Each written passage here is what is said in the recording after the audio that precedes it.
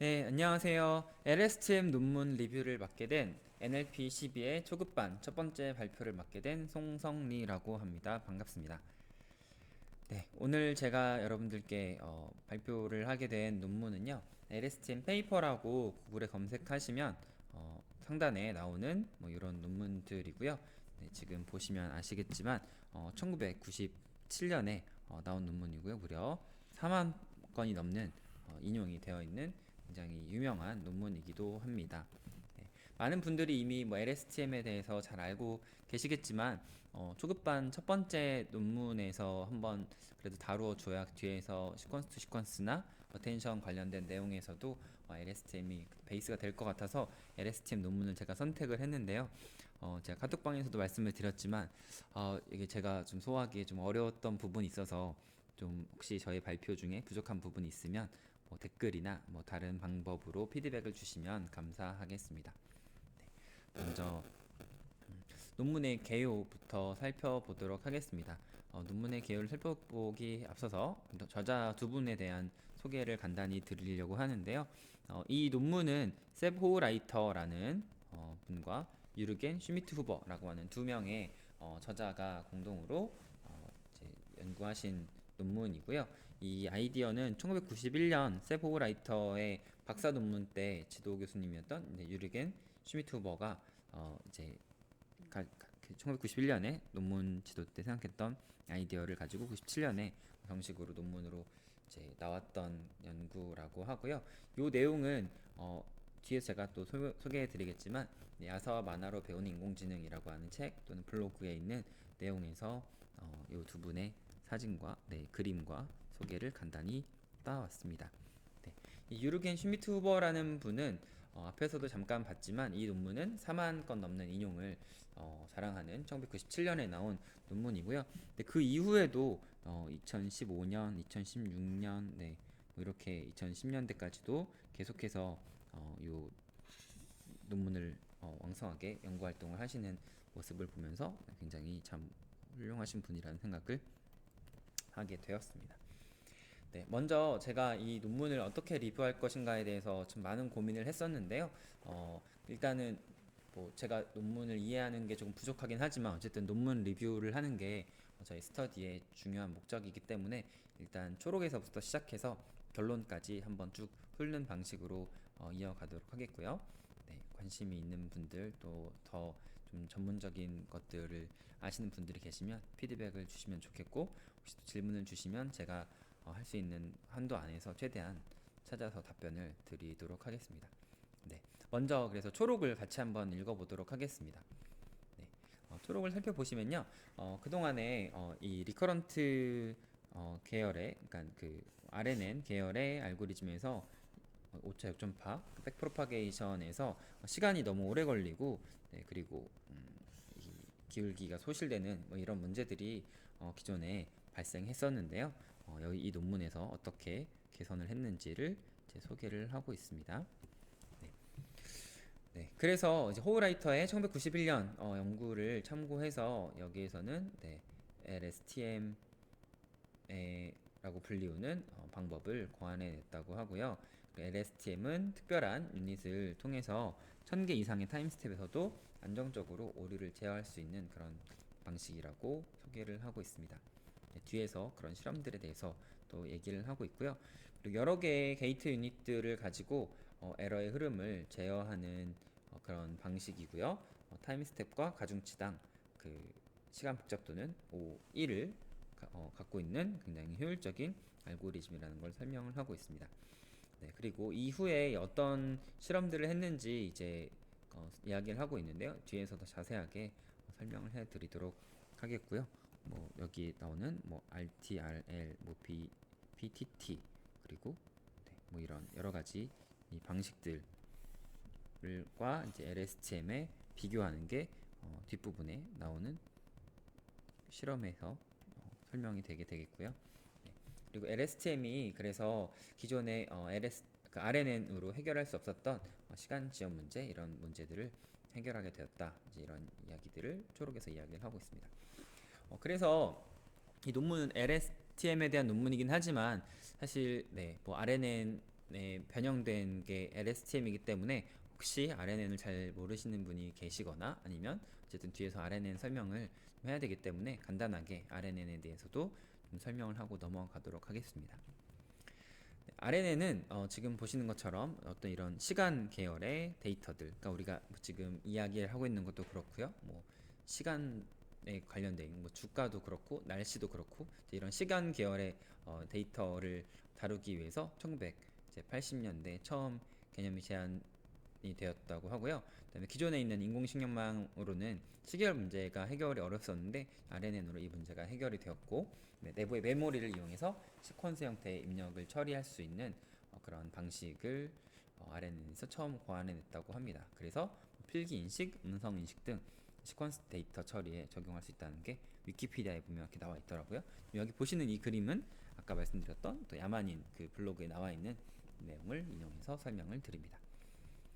그래서 저희가 지금 자연어 처리 연구할 때도 가장 기본적인 아이디어 중에 하나가 딥러닝으로 자연어 처리할 때 가장 기본적인 아이디어가 RNN이 되겠고요. 근데 RNN을 보면 이렇게 시간에 따라서 XT가 입력인데요. 이게 첫 번째 예를 들면 A가 H이고 그 다음에 E이고 L이고 L이고 O고 이제 이래서 시간의 흐름에 따라서 입력이 들어왔을 때 그 입력에 대한 출력, 그리고 이 출력과 함께 다음 층으로의 입력, 이 동시에 들어가는 형태로 그 네트워크를 구조를 만들어서 시계열 문제를 해결한 방법이라고 할 수 있겠습니다. 그런데 방금 보셨던 그 이미지에서는 좀 명확하게 또 표현되지 않는 부분이 있어서요. 네, 밑바닥부터 시작하는 딥러닝 2에서 나오고 있는 그 이미지를 가지고 좀 추가 설명을 드리면, 실제로 이 출력이 다음 스텝에 입력으로 들어간다는 게 굉장히 좀 직관적으로 나타나서 이 그림도 다시 가져와 봤습니다. 그래서 X1의 X0의 그 입력에 의해서 H1 제로라고 하는 첫 번째 출력이 결정이 되고요. 완전히 동일한 값이 다음 층에 입력으로 들어가고 다시 입력이 들어가고 다시 출력으로 다시 입력으로 들어가고 출력이 입력으로 들어가는 이런 방식으로 해서 시간 계열의 그 인공신경망을 RNN으로 구현한 모습을 볼 수 있습니다. 네. 자, 내부 구조를 조금만 더 자세히 살펴보도록 하겠습니다. 일단 입력이 들어왔을 때 출력이 나가는 모습을 볼 수 있고요. 이 출력이 요 hnext 동일하게 같은 값이 나간다는 걸 알 수 있고요.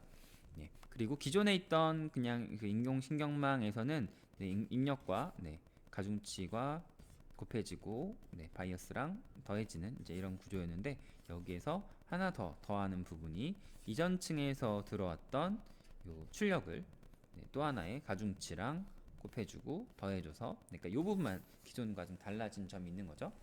그리고 여기서 탄젠트, 하이퍼블릭 탄젠트 그 액티베이션 펑션을 통과해서 이렇게 진행이 된다. 이런 점이 RNN 알고리즘의 기본이 되겠습니다. 참고로 여기에 그 하이퍼블릭 탄젠트를 쓰지 않고 여기에 렐루를 쓰면 더 뭐 좋아진다라는 연구가 2015년인가 있었다는 거를 밑바닥부터 시작한 딥러닝 2 책에 보면 나와 있더라고요. 자, 그런데 이제 RNN이 기존의 그 굉장히 기존에 대비해서 굉장히 좋은 방식이었지만 장기 의존 관계를 학습하는데 어려움이 있었다고 하고요. 근데 이 이유가 기울기 소실이나 뭐 기울기 폭발 때문에라고 하는데요. 기울기 폭발에 대한 해결책은 뭐 그레디언트 클리핑이라고, 그것도 밑바닥부터 시작한 딥러닝 2 책에 뭐 설명이 좀 나와 있는데, 기울기의 뭐 최대값을 뭐 고정하는 이제 이런 방식이나 그런 다양한 방식들이 있다고 하고요. 기울기 소실 문제에 대한 해결책은 기존에 있던 이 RNN에 게이트를 추가하는, 그래서 방금 그 설명드렸던 LSTM이 이 RNN의 기울기 소실 해결하는 현재까지도 대표적인 방식이고요. GRU라고 하는 방식은 뉴욕 대학교에 계신 한국인 교수님이신 조경현 교수님이 만들어낸 아이디어라고 알고 있습니다. 자, 그래서 기존에 있던 그 RNN이 분명히 이렇게 가까운 데이터로 가까운 입력으로 가까운 출력을 예측하거나 할 때는 효과적이었었는데요. 이렇게 좀 거리가 굉장히 멀리 떨어져 있는 경우에는 이게 오차 역전파 과정에서 기울기가 폭발되거나 소실되어서 이런 문제들을 해결하기가 굉장히 어려웠었다고 합니다. 네, 그래서 이제 논문을 이런 RNN에 대한 기본적인 이해를 가지고 논문을 구체적으로 살펴보도록 하겠습니다. 네, 먼저 첫 번째 그 초록 다음에 나오는 인트로덕션 부분부터 살펴보도록 할게요. 인트로덕션에서는 먼저 어떤 문제를 해결하려고 하는 연구인지에 대해서 설명을 해줍니다. 여기에서는 그 RNN 계열의 방식에서 이 타임 시리즈 문제를 해결하기 위한 방식에서 많이 사용이 되는 Backpropagation Through Time이라고 하는 BPTT라고 하는 이 방식과 뭐 RT, RL 뭐 이런 방식들이 기존에 공통적으로 그 에러가 폭발하거나 소실되는 이런 문제들이 있었기 때문에 이제 이런 문제를 해결하려고 하는데요. 특히 여기에서는 두 번째 방식인 기울기 소실 문제에 대해서 그동안 문제가 있었기 때문에 이 방식을 LSTM이라고 하는 이 방식으로 해결하려고 한다는 이야기를 제일 처음 인트로덕션에서 이야기를 하고 있습니다. 그리고 논문의 전체적인 흐름에 대해서도 아주 친절하게 설명을 해주는데요. 섹션 2에서는 기존에 있던 연구들에 대해서 간단히 소개를 해주고요. 섹션 3에서는 여기서 오차를 베니싱하는 이 문제에 대해서 호우라이터의 연구를 참고해서 설명을 해주고 있습니다. 그리고 이것들을 바탕으로 섹션 4에서는 LSTM의 좀 구체적인 아이디어에 대해서 설명을 하는데요. 이번 발표에서는 이 논문에서 설명하는 내용들보다 조금 더 직관적인 자료를 가지고 와서 추가로 조금 더 설명을 드리고, 그리고 LSTM에 대해서 뭐 제가 제일 잘 설명드리기는 어려워서 참고하실 자료를 간단히 설명을 하고 넘어가도록 하겠습니다.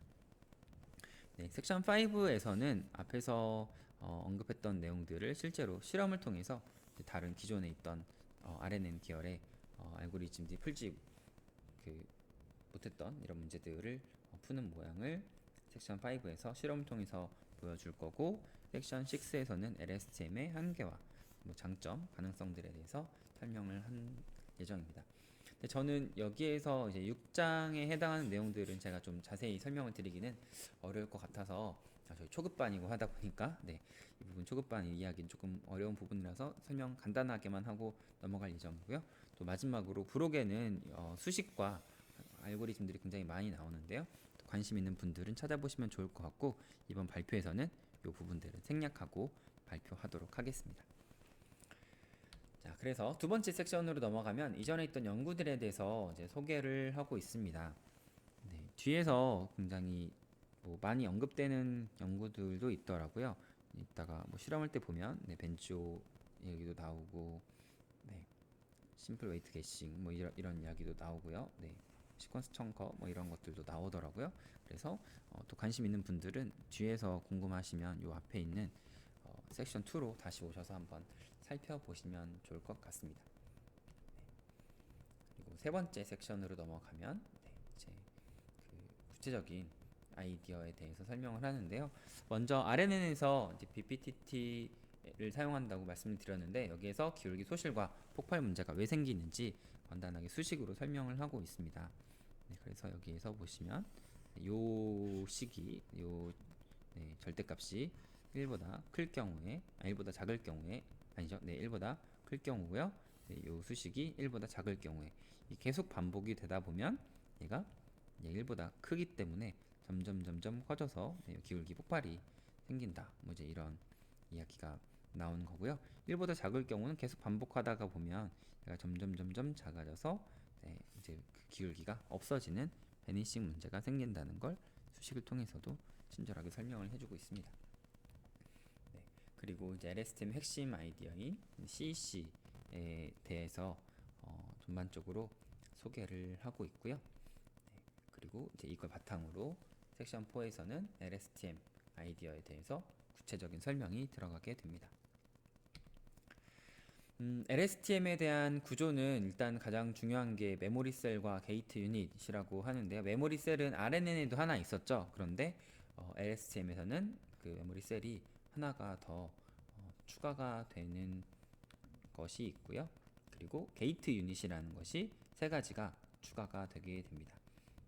여기에서 뭐 그림 여기 지금 오른쪽에 있는 요 그림을 보시면 네, 여기 이해가 잘 되실지 모르겠는데 이게 좀 직관적으로 이해하기가 조금 어렵고 더 쉽게 설명되어 있는 자료가 있어서요. 앞에서도 잠깐 보여드렸던 콜라라고 하는 분의 이 그 블로그에 있는 이 자료를 가지고 간단하게 설명을 드리도록 하겠습니다. 앞에서 RNN 설명 드릴 때 네, 하이퍼블릭 탄젠트 요 액티베이션 펑션 사용해서 네, 입력 들어오는 거 여기 웨이트가 있고 여기 여기 네, 이전층의 출력에 대한 웨이트랑 입력에 대한 웨이트 각각 있다고 말씀을 드렸고요. 이런 것들이 네, 액티베이션 펑션 지나서 요 출력과 입력이 동시에 들어간다 말씀드렸는데 그 기본 구조랑 굉장히 흡사하죠. 네, 여기에 이렇게 네, 다음으로 들어가는 것도 똑같고요. 출력 들어가는 것도 똑같고 네, 활성화 함수 종류도 똑같은데 추가가 되는 부분이 이 부분이 추가가 되었고 네, 그리고 시그모이드 지나서 여기 하나, 둘, 셋 여기가 이제 새롭게 추가되는 게이트 유닛이라고 하는 건데요. 네, 이것에 대해서도 조금만 더 살펴보도록 하겠습니다. 네, 방금 보셨던 요 그 LSTM 셀을 조금 더 네, 확대해서 살펴보는 거고요. 이름이 좀 잘 써 있으니까 보이실 것 같아요. 기존에 있던 RNN과 동일하게 히든 스테이트가 네, 들어왔다가 나갑니다. 이전 단계에서의 출력이 히든 스테이트로 들어왔다가 네, 또 출력이 똑같이 나가게 되고요.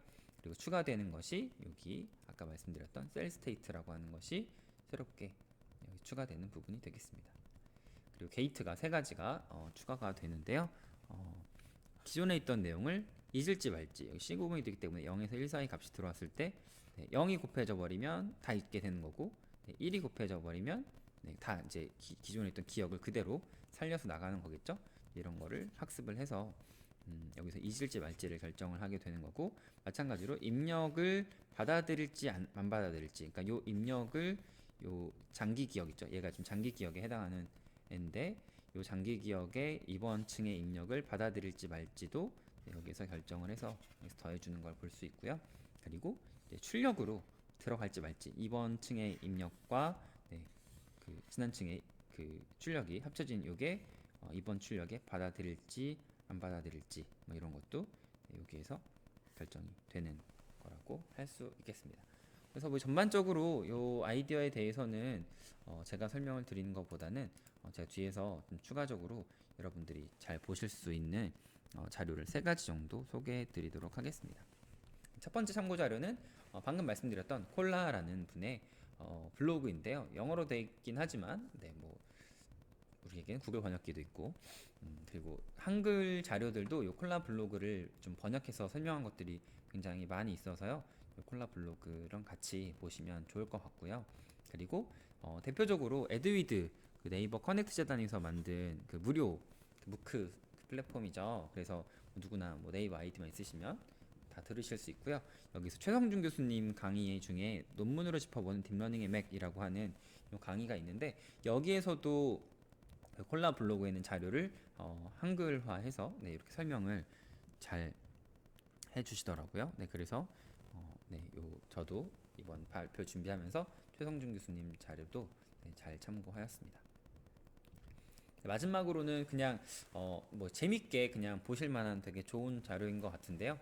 앞에 제가 시작할 때 저자 두 분 소개할 때 사용했던 야사와 만화로 배우는 인공지능 이미 많은 분들이 또 알고 계시겠지만 1권, 2권이 있고요. 네, 요거 책도 있고 뭐 브런치에도 있는데 이것도 한번 쭉 살펴보시면 요 LSTM 저자에 대한 내용들도 두 편의 에피소드로 나와서 RNN이나 LSTM 이해하는데도 많은 도움이 되실 것 같습니다. 네, 그래서 LSTM 관련한 설명은 뭐 제가 하기보다는 참고 자료 안내 드렸으니까요. 이거를 보시면 좋을 것 같고요. 그래서 이어지는 내용으로는 다섯 번째 섹션에서 이제 LSTM으로 실험을 하는 내용들이 나오게 됩니다. 첫 번째로 저자분들이 실험을 하게 된 문제는 인베디드 레버 그라마 문제라고 하는 문제로 이거는 이제 시간이 그렇게 오랜 텀을 두지 않는 그러니까 기존에 있는 RNN 방식으로도 잘 풀릴 수 있는 한 9단계 정도 되는 네, 그렇게 먼 그러니까 뭐 기존에 있는 그 방식으로도 충분히 풀 수 있는 문제들을 가지고 첫 번째 실험을 하는 모습을 볼 수 있습니다. 네. 네, 여기에서 보시면 기존에 있던 방식들로도 문제가 뭐 이렇게 이 방식으로도 문제가 풀리긴 하는데 여기서 50%의 성공률을 보여주고 있는데요. LSTM으로 훨씬 정확한 그 결과를 나타낸다라는 거를 또 볼 수가 있습니다. 결국은 뭐 지금 이 실험에서는 LSTM의 주로 장점들에 대해서 LSTM이 참 좋다 이런 얘기를 보여주고 있는 거죠. 네. 두 번째 실험입니다. 두 번째 실험. 네. 마찬가지로 기존에 있던 연구된 결과들과 LSTM을 비교하는 건데요. 이게 딜레이 P 값을 4로 줬을 때는 여기서도 굉장히 좀 할만했는데 이 값을 10, 100으로 늘리니까 여기서는 전혀 문제를 풀지 못하는 모습을 보여주고요. 아까 뭐 시퀀스 청킹이라고 하는 CH라고 하는 방식이 딜레이가 100일 때도 33%의 결과를 좋게 보여주지만 LSTM이 훨씬 더 좋은 결과를 나타낸다는 것을 이 두 번째 실험을 통해서 보여주었습니다. 네, 그리고 여기에서는 좀 더 복잡한 문제는 다른 것과 비교 안 되기 때문에 LSTM으로만 실행한 문제들도 있고요. 그리고 어떤 문제는 LSTM으로 풀리긴 했는데 문제가 너무 간단해서 랜덤 웨이트 게싱이라고 하는 뭐 기존에 있던 간단한 방식으로 더 빨리 풀린다는 것도 세 번째 실험에서 확인을 해서요. 여기서 세 번째 실험의 B 실험으로 노이즈를 추가했는데 별로 결과가 좋지 않았는데 여기서 문제를 조금 더 수정을 해서 세 번째 C 번째 실험에서는 첫 번째 A 실험과 달리 랜덤 웨이트 게싱으로 잘 풀리지 않는 문제를 LSTM으로 잘 풀었다고 합니다.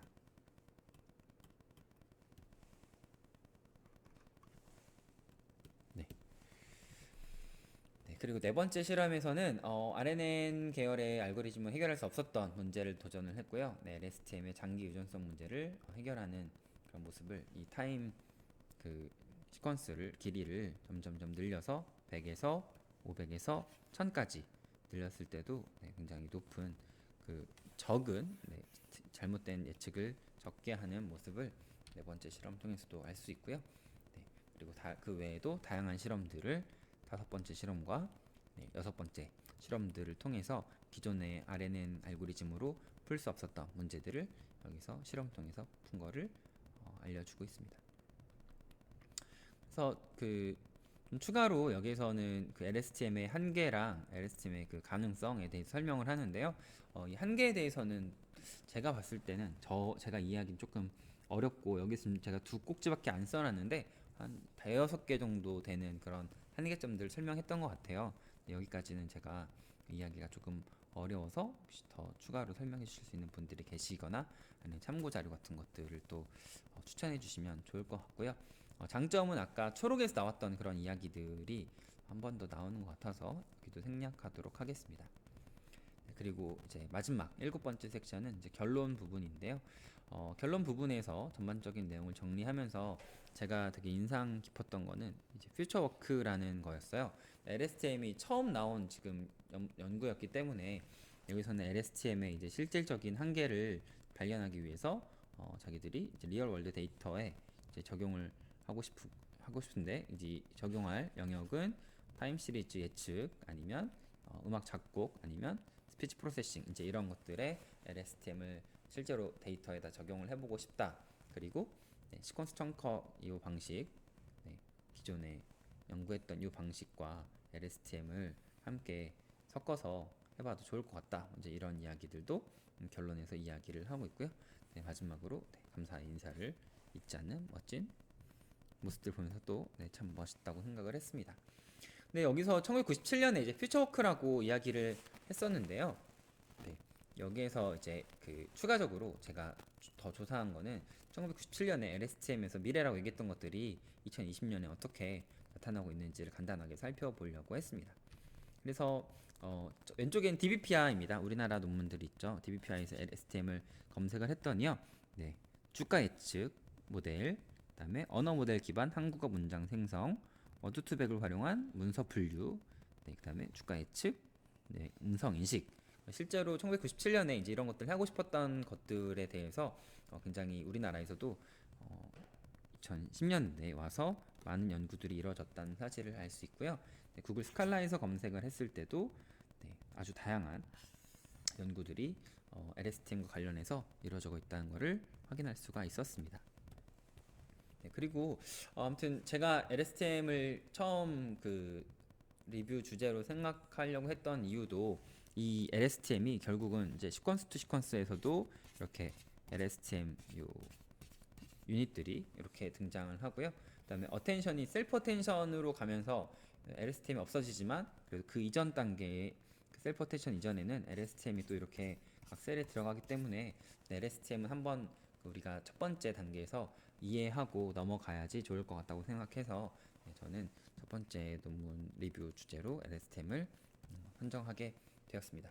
네, 이 내용은 딥러닝을 이용한 차이나 처리 입문 여기 위키 독스에 있는 여기에서 이미지 출처를 가지고 왔습니다. 네, 그래서 지금까지 아주 간단하게 LSTM의 전반적인 그 첫 번째 논문에 대해서 전반적인 개념을 간단하게 살펴보았는데요.